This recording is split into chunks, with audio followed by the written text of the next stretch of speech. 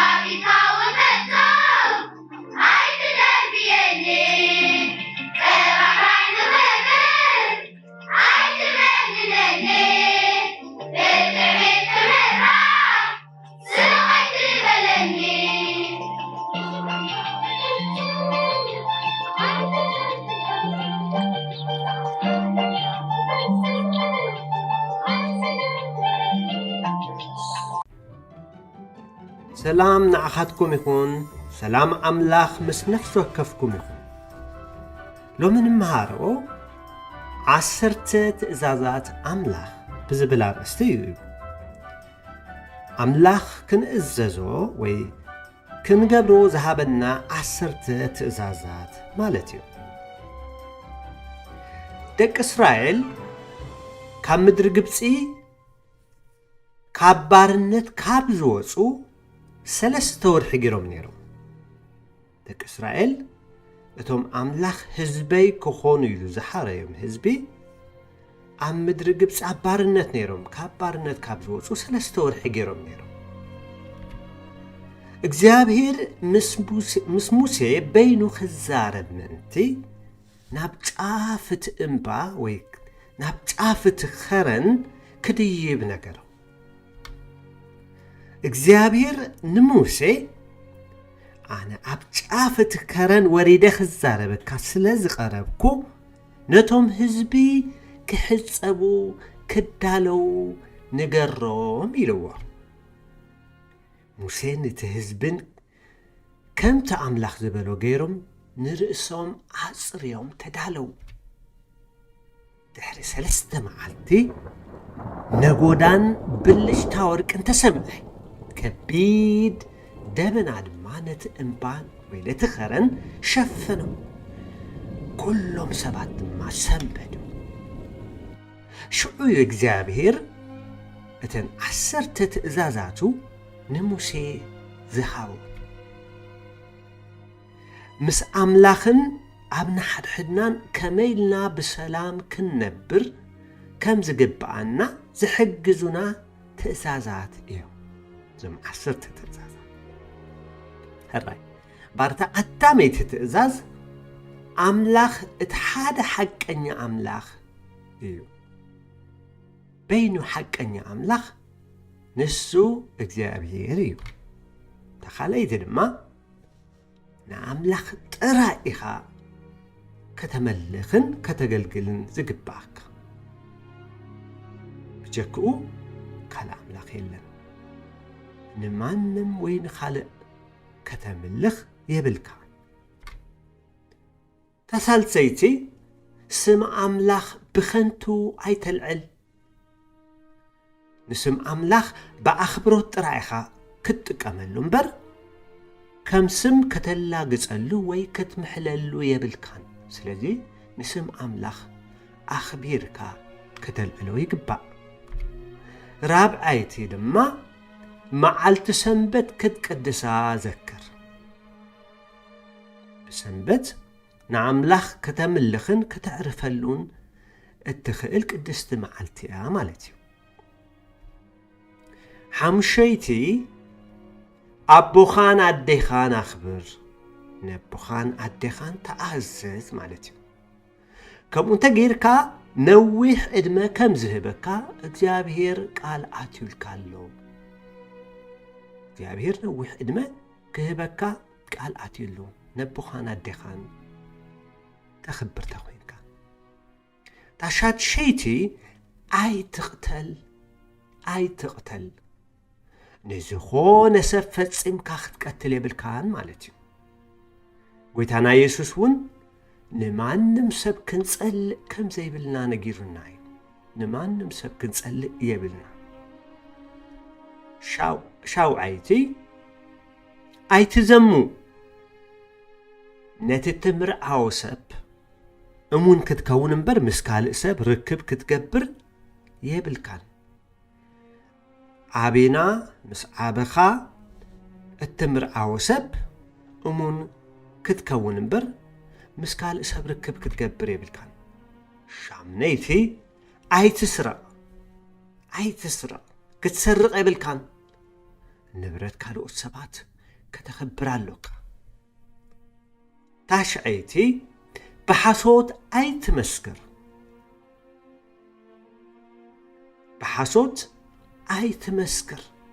ሓሲኻ ኣይትመስክር ዓስረይቲ ቤት ብጻይካ ኣይትተምነ ካልኦት ብዘለዎም ኣይትቕናዕ ወይ ስሱዕ ኣይትኹን ናይ ካልኦት ኣይትመነ ንባር ጎይታና ኢየሱስ ነዘን 10 ትእዛዛት ከምዚ ብምባል ኣብ ክልተ ጠቕሊሉወን እንታይ ኢሉ ንእግዚአብሔር ኣምላኽካ ብምሉእ ልብኻን ነፍስኻን ኣእምሮኻን ኣፍቅሮ እግዚአብሔር ኣምላኽካ ብምሉእ ልብኻን ነፍስኻን ኣእምሮኻን ኣፍቅሮ እተን 4 ቀዳሞት ትእዛዛት በዚ ክጠቃለላ ይኽእላ ማለት እዩ ስለዚህ እዛ ንእግዚአብሔር ኣምላኽካ ብምሉእ ልብኻን ነፍስኻን ኣእምሮኻን ኣፍቅሮ እዚኣ ተቐዳመይትን ኣገዳሲትን ትእዛዝ እያ ማለት እዩ እታ ካልኣይቲ ትእዛዝ ድማ ከም ተቐዳመይቲ ኮይና ከምቲ ንርእስኻ ተፍቅር ንብጻይካ ኣፍቅሮ ከምኡ ጌርካ ከምቲ ንርእስኻ እተፍቅር ከምኡ ጌርካ ንብጻይካ ኣፍቅሮ ኢሉ ጎይታና ኢየሱስ ነጊሩና እተን ዝተረፋ ካብተን 10 ትእዛዛት እተን ዝተረፋ 6 ትእዛዛት በዛ ካልአይቲ ትእዛዝ ናይ ጎይታና ኢየሱስ ትጠቃለል ማለት እዩ ከምቲ ንርእስኻ እተፍቅር ንብጻይካ ኣፍቅሮ ስለዚ ካብዚ እንታይ ኢና ንምሃር ንእግዚአብሔር ኣምላኽና ብምሉእ ልብና ክንፈትዎ ይግባእ ንእግዚአብሔር ከም ንፈትዎ ክንረጋግጽ እንኽእል ድማ ንብጽውትና ክንፈትዎም እንተኽኢልና እዩ ንኣምላኽና ክንፈትዎ ይግባእ ንኹሉ ሰብ ድማ ክንፈትዎ ይግባእ እግዚአብሔር ዝደልዮ እዚ እዩ ማለት እዩ ሕራይ እምበኣር ካብዚ ዝነገርክኹም ትምህርቲ ካብዚ ነገርክኹም ሓሳብ ሒደት ሕቶታት ክሓተኩም መልስኹም ንወለድኹም ወይ ንመምህራንኩም ንገርዎም ኢኹም ካልኣይ ተቐዳመይቲ ደቂ እስራኤል ካብ ምድሪ ግብፂ ካብ ዝወፁ ክንደይ ወርሒ ገይሮም ነበሩ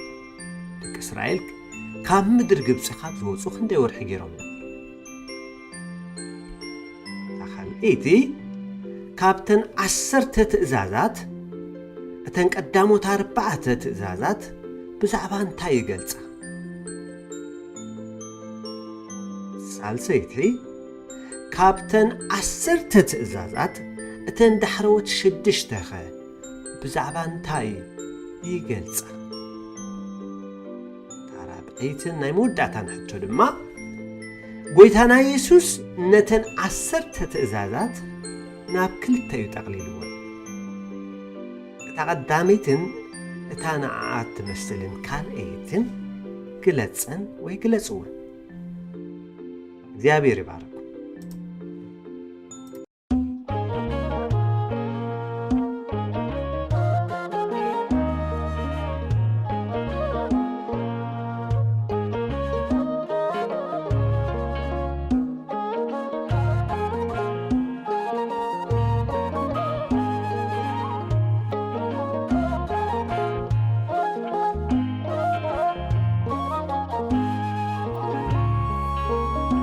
ፀዋዓን ንጐይታይ ስለይ ዘይትጠኸስኖ ዳዊሄ ናፊቑሎ ልበይ ሓሪፈዮብ ዝባንካ ክሕንገር ከይወርሰን ንሰላም ኣብቲ ሩባድነ ሞት በፂሐ ኣጸናንዓኒ ብበትርኸን ምርኩስካን ፈሪሄ ፀዋዓን ንጐይታይ ስለይ ዘይትጠኸስኖ ዳዊሄ ናፊቑሎ ልበይ ሓሪፈዮብ ዝባንካ ክሕንገር ከይወርሰን ንሰላም ኣብቲ ሩባድነ ሞት በፂሐ ኣጸናንዓኒ ብበትርኸን ምርኩስካን ፈሪሄ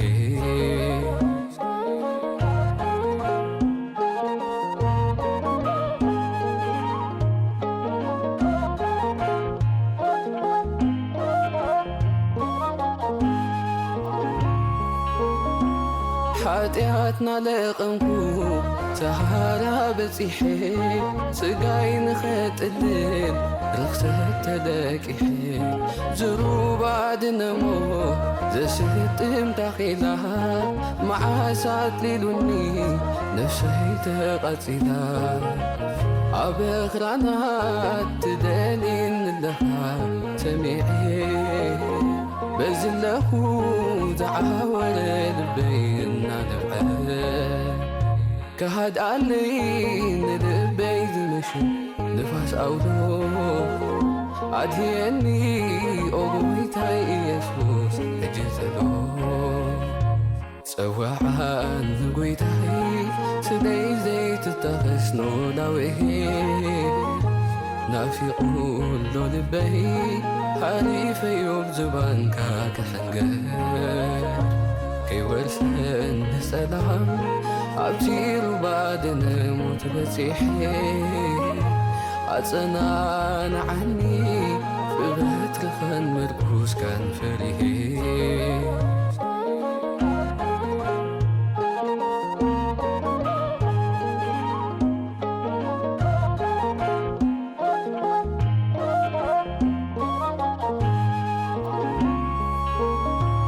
ብደም ዝተጠሪ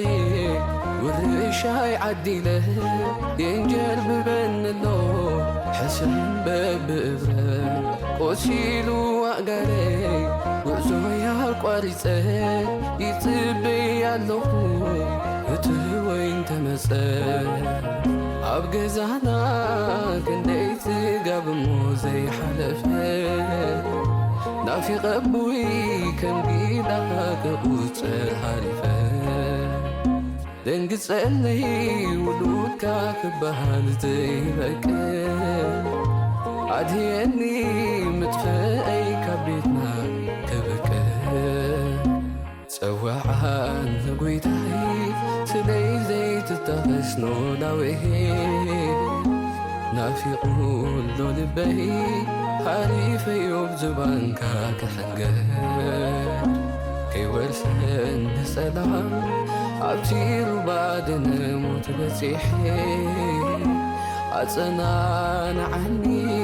ብበትርኸን ምርኩስካን ፈሪሄ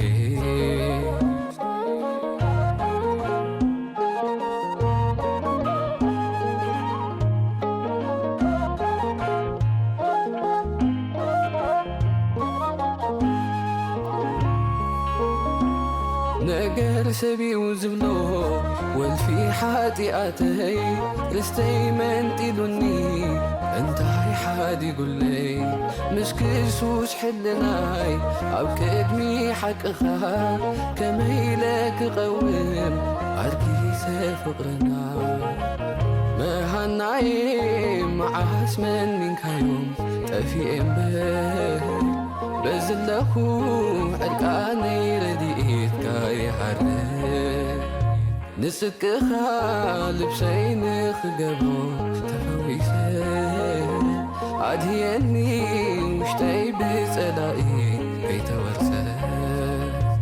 ፀዋዓን ንጐይታይ ስለይ ዘይትጠኸስ ኖላዊሄ ናፊቁሎ ልበይ ሓሪፈዮም ዝባንካ ክሕንገር ከይወርሰን ንሰላም ኣብቲ ሩባ ድነሞት በፂሐ ኣጸናንዓኒ ብበትርኸን ምርኩስካን ፈሪሄ ፀዋዓን ንጐይታይ ስለይ ዘይትጠኸስ ኖላዊሄ ናፊቁሎ ልበይ ሓሪፈዮም ዝባንካ ክሕንገር ከይወርሰን ንሰላም ኣብቲ ሩባ ድነሞት በፂሐ ኣጸናንዓኒ ብበትርኸን ምርኩስካን ፈሪሄ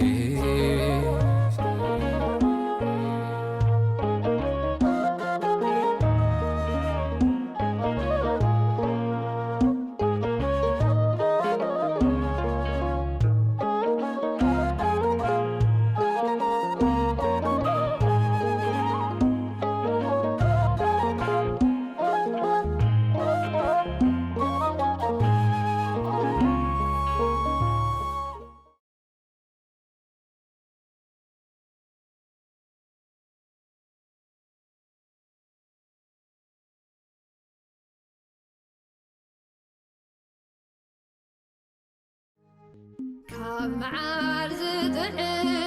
ወለላ ይውቀልካ ካብ መዓር ዝጥዕም ወለላ ይውቀልካ ህይወት ይበኒ ንዓይን ባርያኻ ሓይሊ ኾነኒ ንዓይን ባርያኻ በስመ አብ ወወልድ ወመንፈስ ቅዱስ አሐዱ አምላክ አሜን።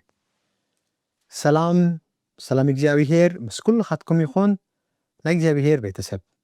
ሎሚ ኣብ ማእከልኩም ተረኺበ ዘለኹ ድማ ሓውኹም ዲያቆን ዳዊት እየ። በኣር ብሓደ ሓሳብ ድማ መፅአኩም ኣለኹ። መበገሲ ሓሳበይ መጽሓፍ ቅዱስ መጽሓፍ ኢያሱ ምዕራፍ 24 ኮይኑ ካብ ፍቕዲ 14 ዝጅምር እዩ። ኣርእስተይ ድማ ከምቲ ኣቦና ኢያሱ ዝበሎ ኣነን ቤተይን ግና ንእግዚአብሔር ኢና ነገልግል ዝብል እዩ።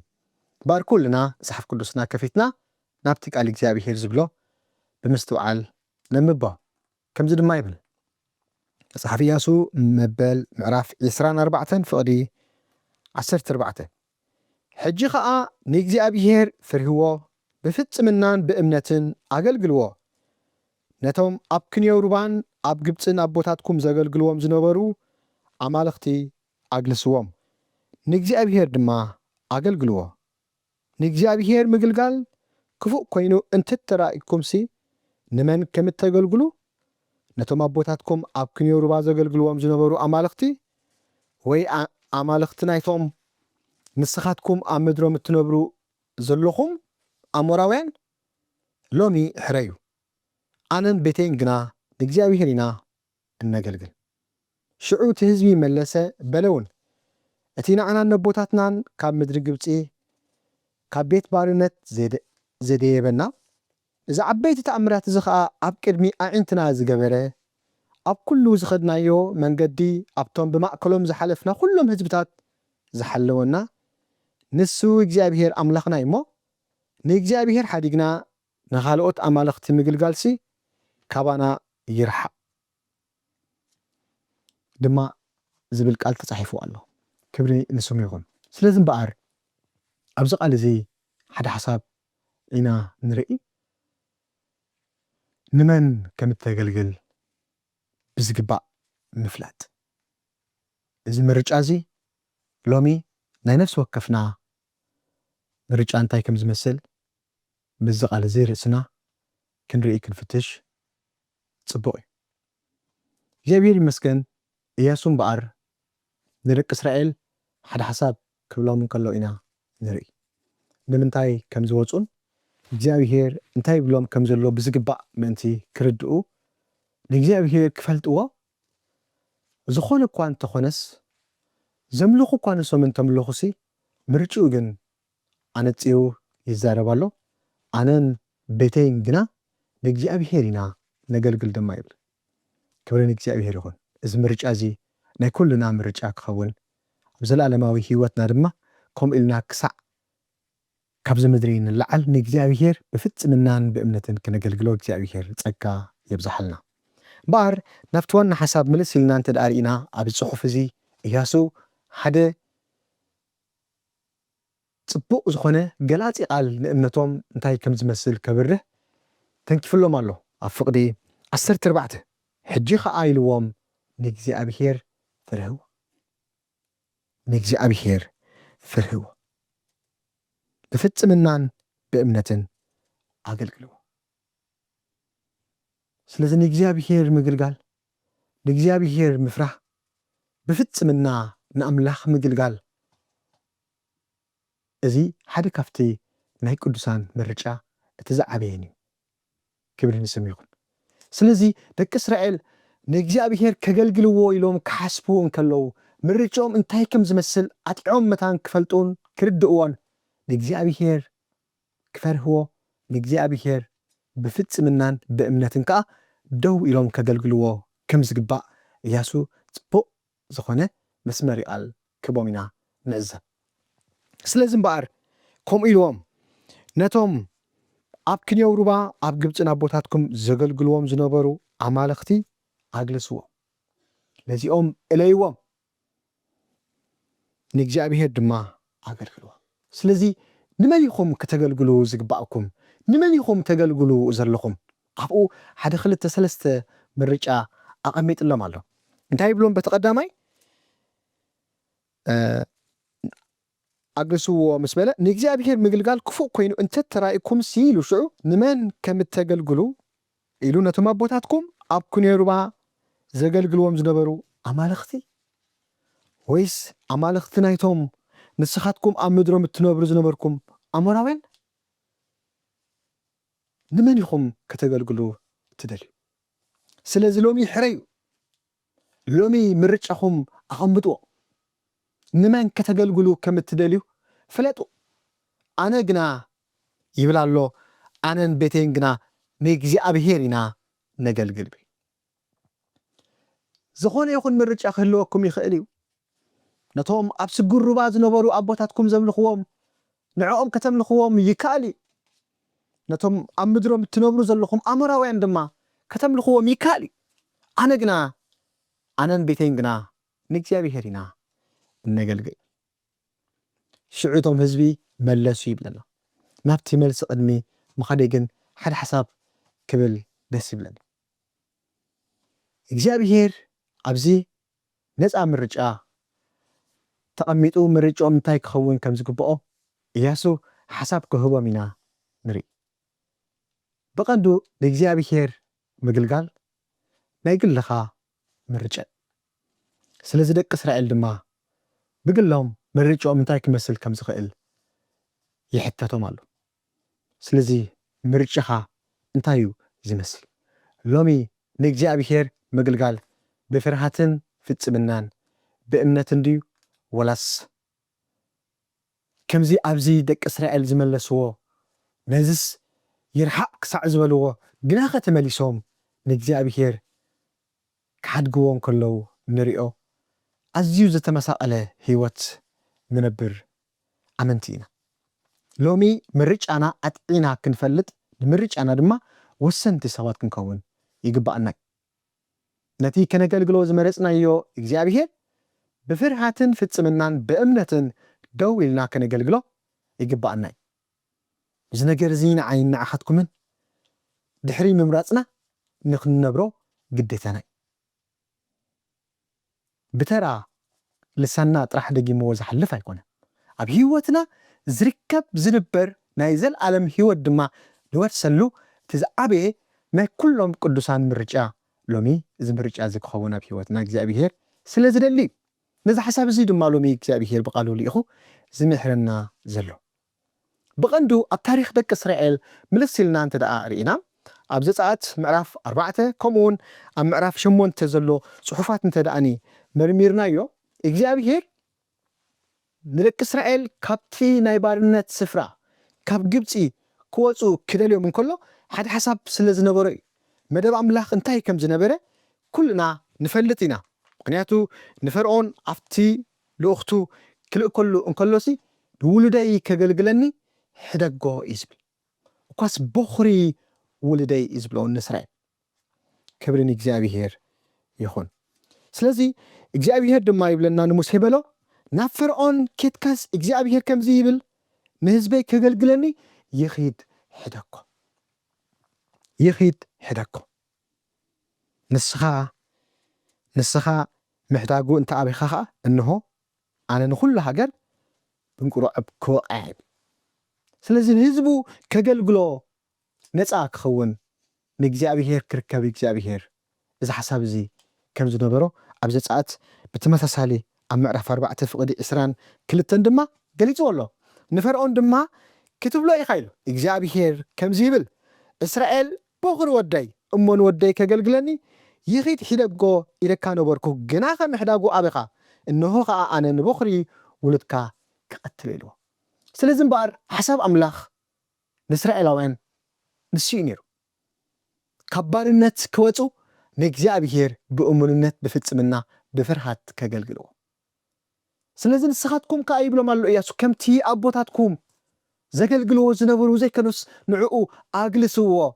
ንእግዚአብሔር ግን ተገዝእዎ ንእግዚአብሔር ኣገልግልዎ إزي إتزبالت ناي كلهم قدسان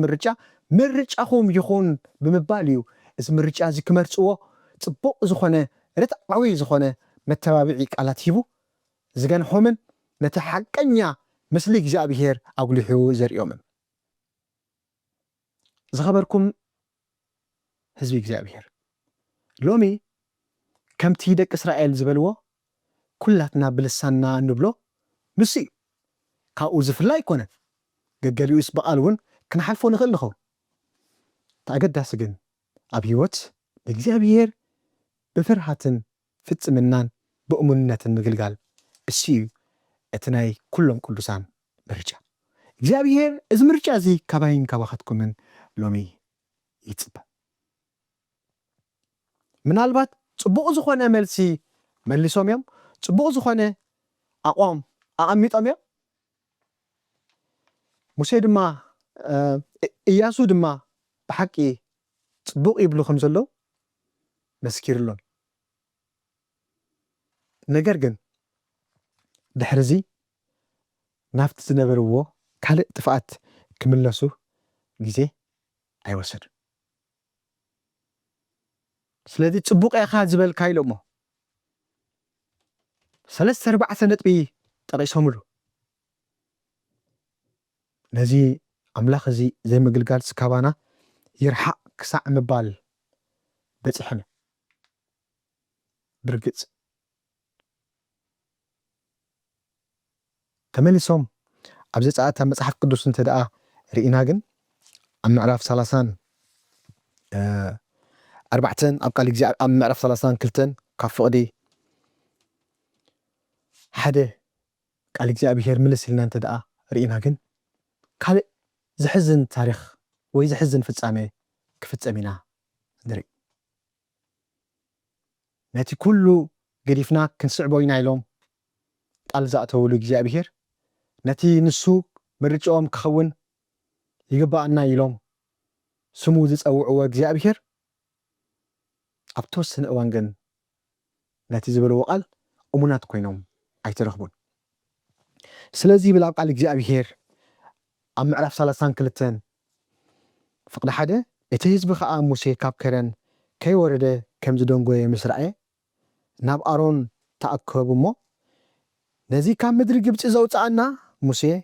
እቲ ሰብኣይ እንታይ ከም ዝረኸቦ ኣይንፈልጥን ኢና እሞ ተንስእ ቀቅድሜና ዝኸዱ ኣማልኽቲ ግበረልና በልዎ ይብል ኣሮን ድማ እቲ ኣብ እዛን ኣንስትኹምን ኣወዳትኩምን ኣዋልድኩምን ዘሎ ቀላብቲ ወርቂ ቀንጢጥኩም ኣምጽኡ ለይበሎም ኩሎም ቶም ህዝቢ ከዓ ኣብ እዛኖም ዝነበረ ቀላብቲ ወርቂ ቀንጢጦም ናብ ኣሮን ኣምጽዎ ንሱ ከዓ ካብ እዳዎም ወሲዱ ብመንደል መመሰሊ ቀረጾ ኣፍሲሱ ከዓ ምራኽ ገበሮ ንሳቶም ድማ ወእስራኤል ካብ ምድሪ ግብፂ ዘደይቡኻ ኣማልኽትኻ እዚኣቶም እዮም በሉ ኣሮን እዚ ምስ ረአየ ኣብ ቅድሚኡ መሰዊኡ ሰርሐ ጽባሕ ንእግዚአብሔር በዓል እዩ ኢሉ ድማ ኣወጀ ንጽባሒቱ አንጊሆም ተንሲኦም ዝሓርር መስዋዕት ሰውኡ መስዋዕት ምስጋና እውን ኣቕረቡ እቶም ህዝቢ ድማ ክበልዑን ክሰትዩን ኮፍ በሉ ክስሕቁ ከዓ ተንስኡ ሽዑ እግዚአብሔር ንሙሴ በሎ እዚ ካብ ምድሪ ግብፂ ዘውፃእካዮ ህዝብኻ በዲሉ እዩ እሞ ኪድ ውረድ ካብቲ ዝኣዘዝክዎ መንገዲ ብኡብኡ ኣግለሱ ምራኽ ፍሲ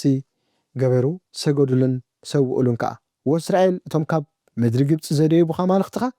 እዚኣቶም እዮም ድማ በሉ እግዚአብሔር ንሙሴ እዚ ህዝቢ እዚ እሪኦ ኣለኹ እንሆ ህዝቡ ፈሪር ክሳድ ስለዚ ትማሊ ዝተኣመንዎ ካብ ግብፂ ካብ ባርነት ዘውፅኦም ኣምላኽ ነቲ ደጊሞም ብጀካ ንዕኡ ንኻልእ ከይግዝኡ ንሱ ምርጫኦም ክኸውን ዝፀውዕዎ ኣምላኽ ኣብዚ ግን ዶንጊ እዩ እንታይ ከም ዝረኸቡ ኣይንፈልጥን ኢና ሕጂ ግን ኣማልኽቲ ግበረልና ብምባል ምርጫኦም ከውድቕዎ ንምርጫኦም ውዱቕ ክገብሩ ኢና ንዕዘብ ሎሚ ብዙሕ እዋን እግዚአብሔር ከምነገልግሎ ንሱ ቀዳማይ ምርጫና ምዃኑ ንኣምን ኢና ክሳዕ መወዳእታ ብእሙንነት ብፍርሃት ንእግዚአብሔር ክንግዝኦ ናይ ቅዱሳን ምርጫና ክኸውን ግን ክሳዕ ርእስና መሃብ ህይወትና ከነዳሉ ይግባአና። ስለዚ እምበኣር እግዚኣብሔር ተቐጢዕዎ ኣዝዩ ነድሩ ነዲድዎ ክውድኦም ሕደገኒ ድማ ኣለዎ። ዝኸበርኩም ህዝቢ ክርስቲያን ሎሚ ብርግፅ ምርጫይን ምርጫኹምን ንእግዚኣብሔር ምግልጋል ነገር ግን ነቲ ነገልግሎ እግዚኣብሔር ብዝግባእ ክንፈልጦ ቃል እግዚኣብሔር ክንምርምሮ ከድልየና እዩ። ነቲ ብጀካ ንሱ ካልእ ኣብ ዙርያ ኣማልኽትነቱ ክህልው ዘይደሊ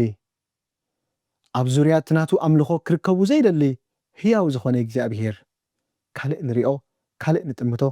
ካልእ ሓሰስ ንብሎ ክህልወና ኣይግባእን። እቲ ካብ ባርነት ናብቲ ናይ ዘላለም ህይወት ዝፀዋዓና ኣምላኽ እሙን ነቲ ካብ ፈርዖን ዘውፅኦም ናፍታ መዓርን ጠስምን ተውሕዝ ምድሪ ከእትዎም ተስፋ ዝሃቦም ኣምላኽ ክእመንዎ ኣይከኣሉን። ካልኦት ኣማልኽቲ ክሳብ ስርሐልና ምባል ክበፅሑ ኢና ንርኢ። እግዚኣብሔር ድማ ኣዝዩ ከም ዝተቆጠዐ ቃል ኣምላኽ ይምህረና። ስለዚ ምናልባት ሎሚ ምርጫና ዘይጣዓየ እንተደኣ ሃልዩ ሎሚ ኣብ ምርጫና እንተደኣ ድንግርግር ዝበለና ወይ ዘይነፀረ ነገር ሃልዩና ብዝግባእ ርእስና ክንምርምርን ምርጫና ከነፀብቕን ነቲ ንውስኖ ምርጫ ምንባሩ ድማ ግዴታና ምዃኑ ክንርዳእን እዚ ሓደራ ክብለኩም ይደሊ። ኣብዚ ካብ ህይወት ናይዞም ደቂ እስራኤል ንምሃሮ ነገር እንተደኣ ሃልዩ ኣብቲ ትመርፆ ምርጫ ምንባር ግዴታ ከም ዘለካ ምፍላጥ ክርስትና ምንባር ምርጫ እዩ። ንእግዚኣብሔር ከተገልግሎ ናይ ግሊ ምርጫ እዩ፣ ናይ ጅምላ ውሳኔ ይኩነ። ስለዚ ብግልኻ ክትነብሮ ድማ ድሕሪኡ ናትካ ግዴታ እዩ። ስለዚ እምበኣር ኩሎም ናይ ኣምላኽ ሰባት ሙሴ፣ ኢያሱ ኩሎም ኣገልገልቲ እግዚኣብሔር ንእግዚኣብሔር ብፍርሃትን ፍፅምናን ክሳዕ መወዳእታ ተኣሚኖም እዮም። እግዚኣብሔር ድማ ብፍላይ ንኢያሱ ኣብዚ ፅሑፍ እዚ እንተደኣ ርኢናዮ ነቲ ካብ ባርነት ክወፅእ እንከሎ ዝሓለፈ ኩሉ መከራ ሰጊሩ ንእግዚኣብሔር ብዘርኣዮ እሙንነት ንእግዚኣብሔር ብዝተወከሎ ምውካል ክሳዕ መወዳእታ ነቲ ናይ ተስፋ ምድሪ ከኣቱ ብቑዕ ኮይኑ ክርከብ እንከሎ ኢና ንርኢ። ካልኦት ግን ነዚ ተስፋ ዝክረኽቦ ኣይካሉን። ስለዚ እምበኣር ንእግዚኣብሔር ቀዳማይ ምርጫኻ ምግባር ንዕኡ ምሕራይ ኣብኡ ፀኒዕካ ብእምነት ብፍፅምና ምግልጋል እቲ ዝበለፀ ናይ ቅዱሳን ምርጫ እዩ። ሎሚ ናተይ ናታትኩምን ምርጫ እዚ ክኸውን ከተሓሳስበኩም ባይብለኒ መወዳእታ ጥቕሲ ኣብ ቀዳማይ ተሰሎንቄ ዘሎ ሓሳብ ከንብብ እሞ ብኡ ድማ ክዛዝም እየ። ኣብ ምዕራፍ 1 ዘሎ ሓሳብ እዩ። ካብ ፍቕዲ 9 ድማ ካብ ፍቕዲ 10 ድማ ካብ ፍቕዲ 9-10 ድማ ከምዚ ይብል ነቲ ህያው ናይ ሓቂ ኣምላኽን ከተገልግሉ ነቲ ካብ ምውታት ዘተንስኦ እሞ ካብቲ ዝመፅእ ቁጣዕ ዝድሓነና ወዱ የሱስ ከዓ ካብ ሰማያት ክትፅበዩ ካብ ጣዖታት ናብ ኣምላኽ ከመይ ጌርኩም ከም እተመለስኩም ምእንቲ ትናባኻትኩም ምእንተና እውን ከመይ ከም ዝበለ ከም ዝነበረ ብዛዕባና ባዕላቶም ይነግርኹም እዮም ይብል። ክብሪ ንእግዚኣብሔር ይኹን። ስለዚ ናይ ሓቂ ኣምላኽ ከተገልግሉ ነቲ ካብ ምውታት ዘተንስኦ እሞ ካብቲ ዝመፅእ ቁጣዕ ዝድሓነና ወዲ የሱስ ከዓ ካብ ሰማያት ክትፅበዩ ክብሪ ንእግዚኣብሔር ይኹን። ካብ ጣዖታት ናብ ኣምላኽ ከመይ ጌርኩም ከም እተመለስኩምን እቲ ናባኻትኩም ምእንታና እውን ከመይ ዝበለ ከም ዝነበረን ብዛዕባና ባዕላቶም ይነግሩና እዮም ዝብል ቃል ሂበ በዚ መደበይ ካዕጭ። ስለዚ ኩልና ሎሚ ብግልጋልና ምርጫና ንሕናን ቤትናን እግዚኣብሔር ክኸውን ኣብኡ ድማ ፀኒዕና ብፍፅምና ብእምነት ንእግዚኣብሔር ክንእመኖ እግዚኣብሔር ይደግፈና። ፅኒልኩም ስለዝሰማዕኩምኒ ክብረት ሃበለይ እግዚኣብሔር ይባርኽኩም። ማእከልኩም ፅናሕኩ ሓውኹም ዲያቆን ዳዊቴ ዝተሰናዩ ሰናይ ምሸት ካብ መዓር ዝጥዕም ወለላይ ውቐልካ ካብ መዓር ዝጥዕም ወለላይ ውቐልካ ሂወቲ በኒ ንዓይን ባርያኻ ሓይሊ ኾነኒ ንዓይን ባርያኻ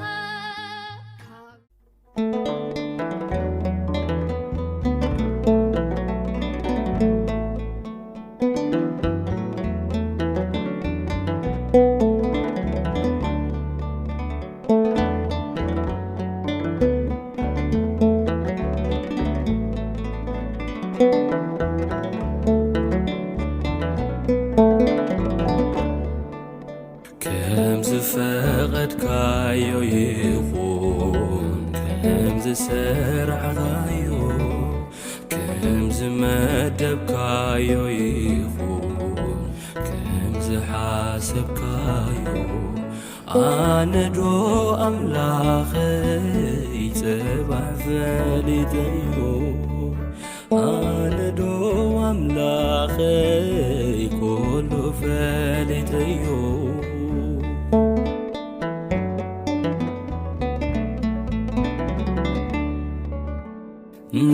نسخة فلت نايت صباح أملاخي نابخي زمتقوم زلني جنكتي بالغاهي لفون من بابروي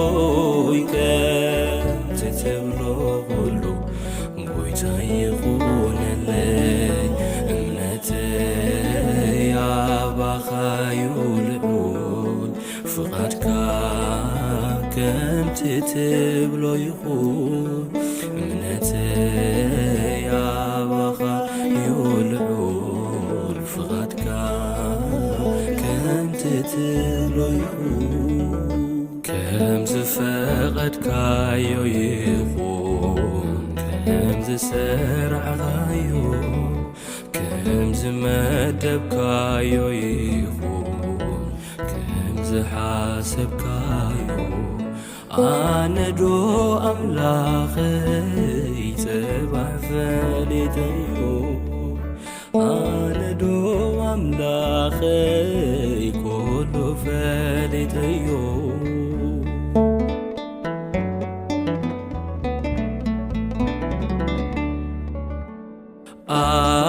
أملاخي أملاخي سمكاي زتصور نزلني حيزي أبكن مخانبي نسغاي خاي يسوس وقن حزون تصولي عبي محرتك هاديكا تسمي عرفتي سلام واشتيخا أمينة يتبن عقا عرفتي سلام واشتيخا أمينة يتبن عقا كم زفقدك يو يخون كم زسرع غايو كم زمدبكايو يخون كم زحاسبكايو أنا دو أملاخي تبع فالديو أنا دو أملاخي كله فالديو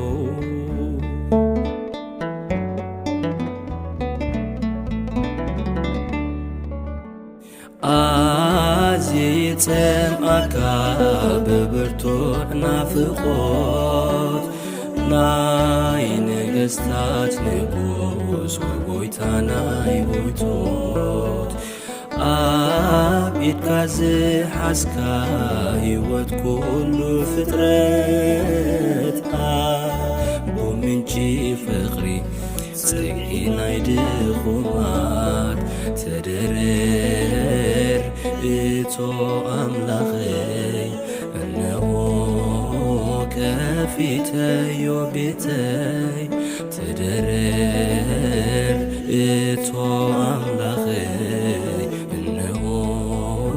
كفيتي وبيتي كم زفقدك يو يخون كم ዝሰርዓኻዮ ከም ዝመደብካዮ ይኹን ከም ዝሓሰብካዮ ኣነ ዶ ኣምላኸይ ጽባሕ ፈሊጠዮ ኣነ ዶ ኣምላኸይ ኩሉ ፈሊጠዮ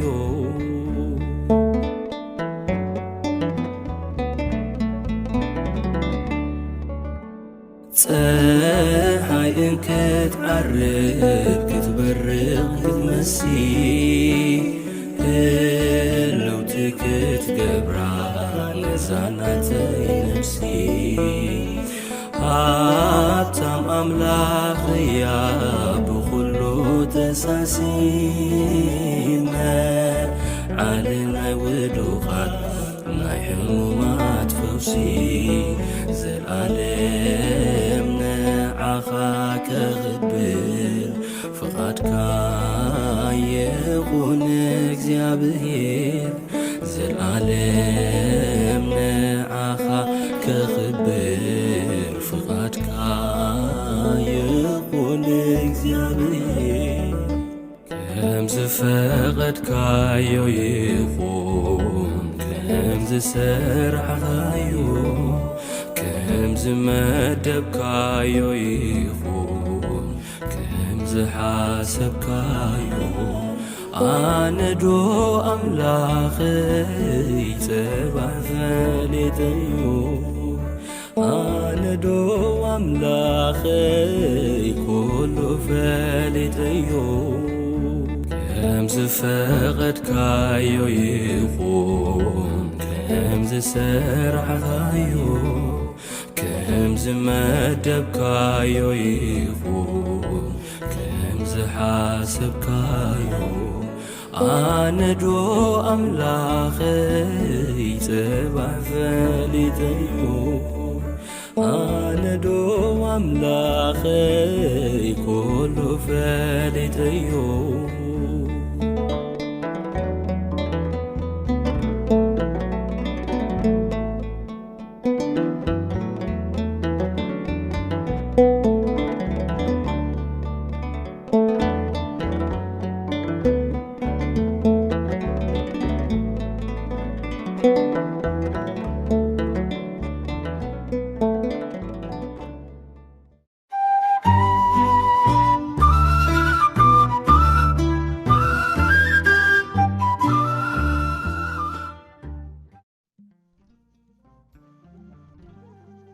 መምለኽቲ ጣዖት ኣይትኾኑ እምበኣርከ እቲ ህዝቢ ክበልዕን ክሰትን ተቐመጠ ክስሕቕ እውን ተንስአ ዝብል ከም እተጻሕፈ ከምቶም ገሊኣቶም መምለኽቲ ጣዖት ኣይትኾኑ ቀዳማይ ቆሮንጦስ ምዕራፍ 10:7 ሐዋርያ ቅዱስ ጳውሎስ ነዚ መልእኽቲ እዚ ዝጸሓፎ ናብቶም ጣዖታት ዘምልኹ ህዝቢ ዘይኮነስ ኣብ ከተማ ቆሮንጦስ ንዝነበሩ ህዝበ ክርስቲያን ይጽሒፎ ጣዖት ምምላኽ ማለት ብኢድ ሰብ ዝተሰርሐ ነገር ከም ኣምላኽ ጌርካ ምምላኽን ምስጋድን ጥራይ ኣይኮነን ምኽንያቱ ሰብ ንእግዚአብሔር ኣምልኽ ኣለኹ እናበለ ኣብ ልቡ ግና ካብ ኣምላኽ ኣብሊጹ ዝሰርዖምን ዝግዝኦምን ጣዖታት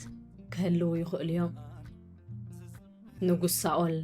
ከም ኩሉ እስራኤላዊ ብእግዚአብሔር ኣምላኽ ዝእመን እኳ እንተነበረ ንቓል እግዚአብሔር ናይ ዘይምእዛዙ ኣበሳ ግና ከም ምምላኽ ጣዖት ምዃኑ ብነቢይ ሳሙኤል ተነግሮ ቀዳማይ ሳሙኤል ምዕራፍ 15 ካብ ፍቕዲ 22 ክሳብ 23 ልቢ ሰብ ብብዙሓት ጣዖታት ክግዛእ ይኽእል እዩ ንጣዖታት ዝተገዝአ ልቢ ድማ ነቲ ንእግዚአብሔር ኣምላኽካ ብምሉእ ልብኻ ኣፍቅር ዝብል ትእዛዝ ክሕሉ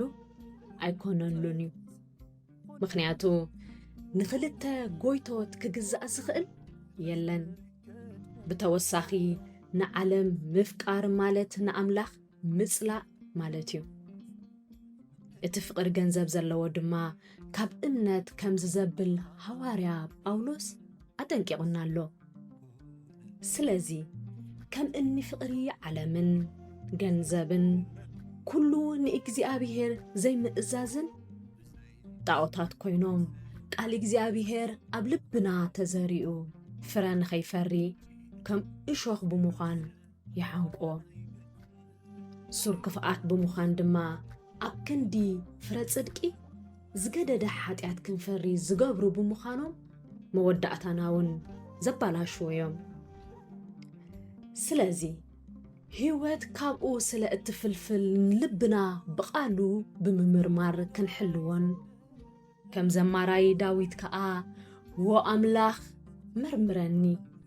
ልበይ ከኣፍለጥ ፈትነኒ ሓሳበይ ከኣፍለጥ መንገዲ ዓመፃ እንተልዩኒ ረአ ኣብቲ ናይ ዘለዓለም መንገዲ ምርሓኒ እናበልና ወትሩ ኣብ ቅድሚ እግዚኣብሔር ብጸሎት ክንቀርብ ይግባእ ዝጽናዕ ጥቕሲ ዓመፅቲ ንመንግስቲ ኣምላኽ ከም ዘይወርሱዋ ዶ ኣይትፈልጡን ኢኹም ኣይትስሓቱ ኣመንዝራታት ወይ መምለኽቲ ጣዖት ዘመውቲ ወይ ሕንቁቓት ወይ ግብሪ ሰዶም ዝገብሩ ሰረቕቲ ወይ ሱስዓት ወይ ሰካራት ወይ ተጻረፍቲ ወይ ዘረፍቲ ንመንግስቲ ኣምላኽ ኣይክወርስዋን እዮም ቀዳማይ ቆሮንጦስ ምዕራፍ 6 ካብ ፍቕዲ 9 ክሳብ 10 ንጸሊ ወኣምላኸይ ስለ ቃልካ ክበር ተመስገን ካብ ኩሉ ዓይነት ሓጢአት ክሃድም ጸጋኻ ብዝሐለይ